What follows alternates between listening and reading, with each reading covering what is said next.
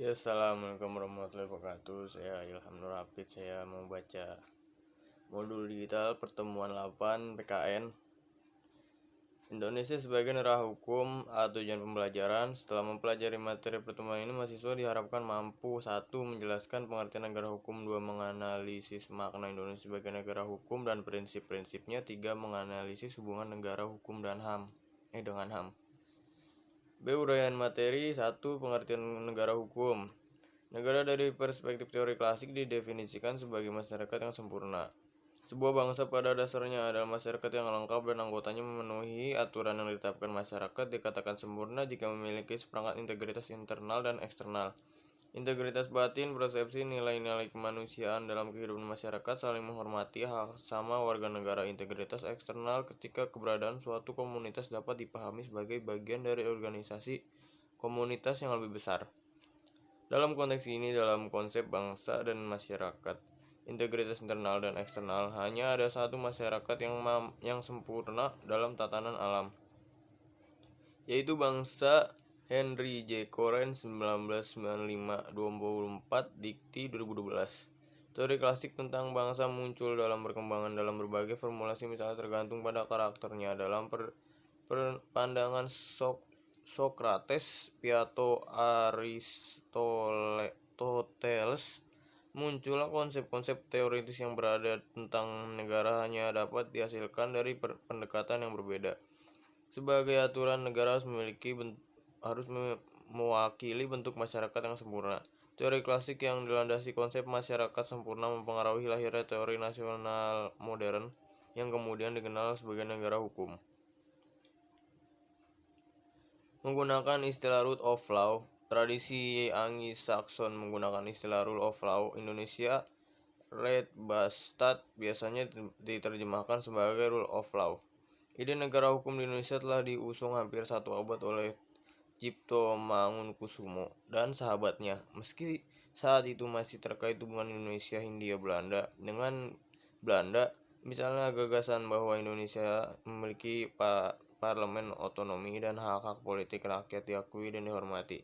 Dengan demikian, cita-cita negara hukum yang didemokratis telah lama tumbuh dalam pikiran mereka. Para pendiri negara pada saat itu terus memperjuangkan negara hukum. Gagasan dan konsep undang-undang dibahas oleh BPUPKI mulai dari tanggal 28 Mei 1945 sampai 10-17 Juli 1945. Melalui sesi-sesi sidang tersebut, konsep negara hukum oleh Muhammad Yamin. Pada sesi sidang, BPUPKI juga menyoroti berbagai alternatif dan konsep penyelenggaraan negara, antara lain negara sosialis, negara serikat yang diusulkan oleh pendiri negara. Terjadi kontroversi dalam prosesnya. Namun karena dilandasi oleh kehendak bersama para pendiri negara untuk kemerdekaan, semangat dan nasionalisme yang tinggi, maka secara bulat menerima konsep negara hukum. Negara hukum secara formal terdapat dalam setiap rancangan undang-undang RIS 1945 dan Undang-Undang 1950. Dalam konstitusi ini, pasal Deklarasi Hak Asasi Manusia Perserikatan Bangsa-Bangsa tahun 1948 melindungi manusia. Hak-hak yang terkandung dalam konstitusi negara itu perlu dan penting. 2.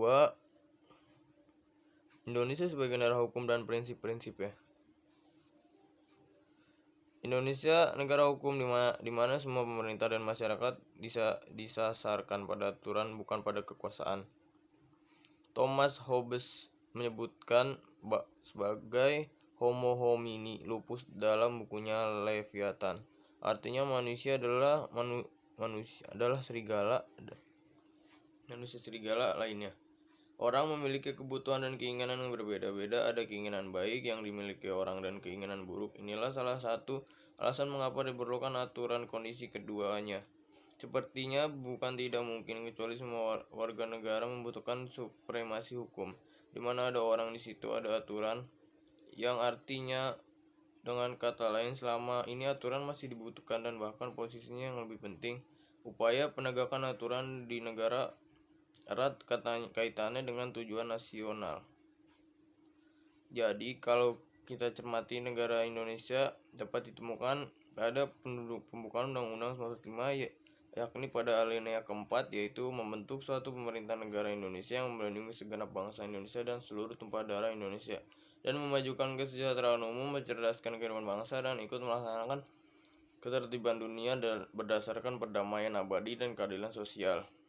Dari alinea keempat, pembukaan Undang-Undang 1945 tersebut teridentifikasi tujuan negara yang di dalamnya terdapat indikator yang sama persis dinyatakan, yakni melindungi segenap bangsa Indonesia, memajukan kesejahteraan, mencerdaskan kehidupan bangsa, dan ikut melaksanakan ketertiban global dan perdamaian abadi dan keadilan sosial. Demikian juga bunyi pasal 1 ayat 3 bahwa Indonesia adalah negara hukum. Arti dari pernyataan tersebut jelas bahwa negara yang memiliki aturan yang sifatnya memaksa dan jika dilanggar dapat sanksi tegas.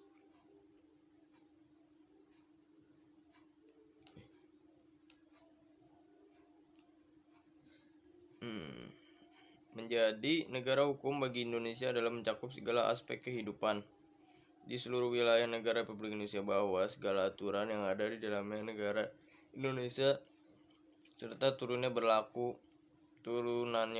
bagi seluruh warga negara. Artinya setiap seorang meminta haknya harus diberlakukan dan sesuai dengan aturan hukum yang ada di Indonesia, sehingga dalam pelaksanaan HAM tidak keluar dari jalurnya.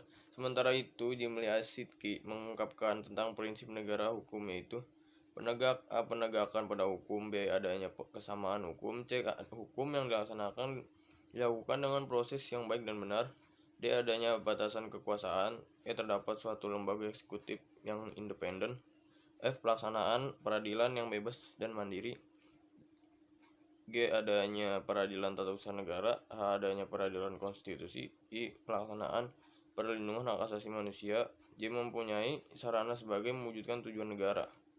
Tujuan negara, keterbukaan dan adanya pengawasan sosial, memiliki sifat demokratis. 3. Hubungan negara hukum dengan HAM. Hukum harus mengatur kehidupan dan ketertiban masyarakat. Untuk membangun masyarakat yang tertib diperlukan penegakan hukum secara konsisten. Isi hukum harus diwujudkan dalam intervensi masyarakat. Penegakan hukum di sini bertujuan untuk meningkatkan ketertiban sosial dan kepastian hukum agar masyarakat merasa terlindungi hak-haknya. Seorang filsuf kebangsaan Jerman, yaitu Gustav Radburs, menyebutkan ada 3 hal dalam penegakan hukum, yaitu unsur keadilan, unsur kemanfaatan, unsur kepastian. Friedrich Julius Sattel menemukan 4 unsur dalam arti klasik, yaitu adanya hak asasi manusia, trias politikal, adanya pemisahan dan pembagian kekuasaan, menjalankan pemerintahan berdasarkan peraturan yang ada, pemerintah berdasarkan peraturan-peraturan, memiliki peradilan administrasi jika terdapat perselisihan asas.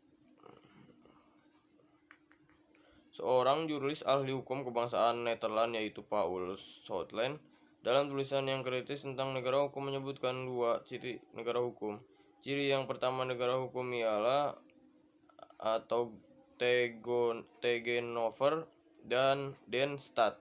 Artinya negara itu mempunyai hak terhadap negara, setiap individu mempunyai hak terhadap masyarakat. Asas ini sebenarnya meliputi segi setiap manusia mempunyai keadilan dan suasananya sendiri, di mana asasnya terletak di luas kewenangan negara. Manusia diberikan batasan sesuai dengan undang-undang dan aturan yang ada.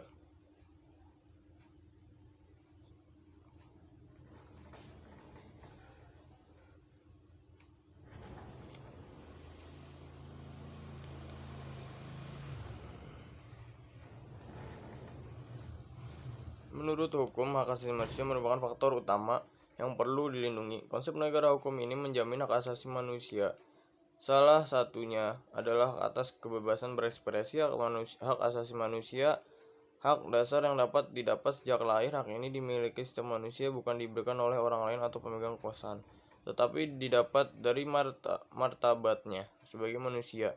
Walaupun manusia terlahir dengan berbeda-beda, tetapi memiliki hak-hak ini tidak dapat diambil oleh siapapun, karena hak ini melekat pada dirinya sebagai makhluk Tuhan yang bersifat universal.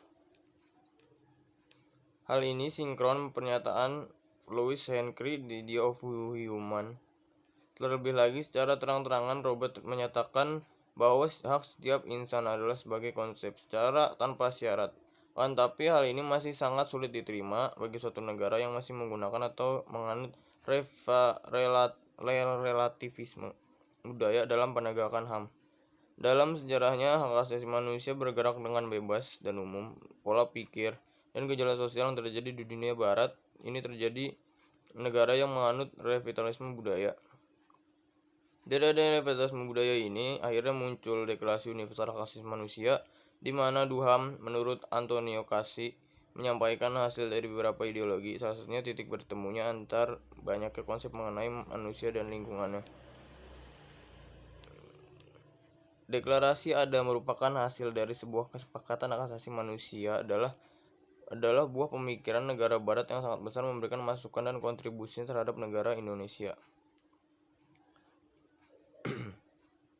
Dalam hak asasi manusia terdapat salah satu nilai dasar yang juga diakui secara universal dalam kebebasan dalam mengemukakan pendapat. Kebebasan ini diatur dalam Duham dan ICCPR yang sudah diakui bahwa memiliki kebebasan beropini bahwa hak berpendidikan melainkan memang ada sejak lahir.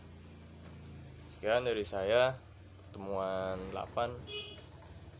Assalamualaikum warahmatullahi wabarakatuh.